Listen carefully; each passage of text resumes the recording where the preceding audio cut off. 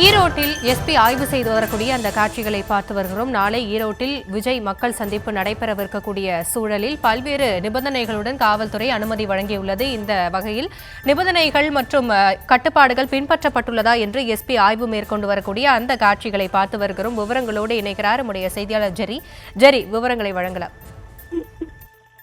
வணக்கம். கரூர் செப்டம்பர் 27ஆம் தேதி விஜய் பங்கேற்ற பிரச்சார கூட்டத்தில் ஏற்பட்ட 41 பேர் உயிரிழந்தனர். இதனையடுத்து தமிழகத்தில் விஜய் நடத்தும் முதல் பொதுவெளி பிரச்சாரம் ஈரோட்டில் நாளை நடைபெற இருக்கிறது. ஏற்பாடுகள் ஏறத்தாழ 80% நிறைவடைந்திருக்கிறது. போலீசார் இந்த மக்கள் சந்திப்புக்காக பல்வேறு நிபந்தனைகள் விதித்திருக்கிறார்கள்.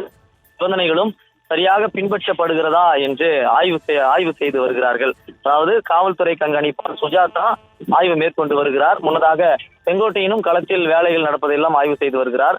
தவிக தலைவர் விஜய் வரும் வழி மற்றும் விஐபி நிற்கும் இடங்களை ஆய்வு செய்வதோடு தொண்டர்கள் எகிரி குதிக்காதவாறு தடுப்புகள் வலுவாக உள்ளதா என ஆய்வு மேற்கொள்ளப்பட்டது. அதே போல தண்ணீர் மற்றும் கழிவறை ஏற்பாடுகள் மனுவில் குறிப்பிட்டவாறு ஏற்பாடு செய்யப்பட்டிருக்கிறதா என ஆய்வு செய்த பிறகு மக்கள் சந்திப்பு பணிகளை மேற்கொள்ள நியமிக்கப்பட்டுள்ள தன்னார்வலர்களின் பொறுப்பாளரை அழைத்து ஆலோசனை மேற்கொள்ளவும் அறிவுறுத்தப்பட்டது.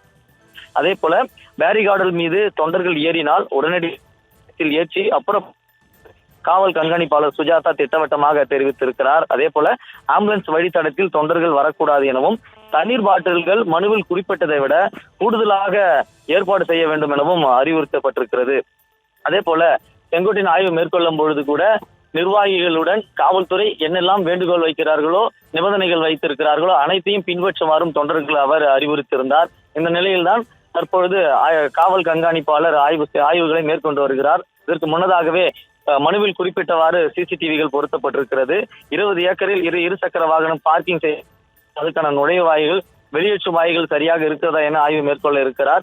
20 தண்ணீர் சின்டெக்ஸ் டேங்குகள் அமைக்கப்படும் என மனுவில் குறிப்பிடப்பட்டிருந்தது. அதே போல 20 டேங்குகள் இருக்கிறதா எனவும் ஆய்வுகளை மேற்கொண்டார் கண்காணிப்பாளர் சுஜாதா. மேலும் 24 ஆம்புலன்ஸ், 72 மருத்துவர்கள், 120 செவிலியர்கள் அமர்வதற்கான இடங்கள் சரியாக இருக்கிறதா என ஆய்வுகள் மேற்கொள்ளப்பட்டது. அதே போல தீயணைப்பு வாகனங்கள், 40 கேமராக்கள் பொருத்தப்பட்டிருக்கிறதா எனவும் ஆய்வுகள் மேற்கொள்ளப்பட்டு வருகிறது.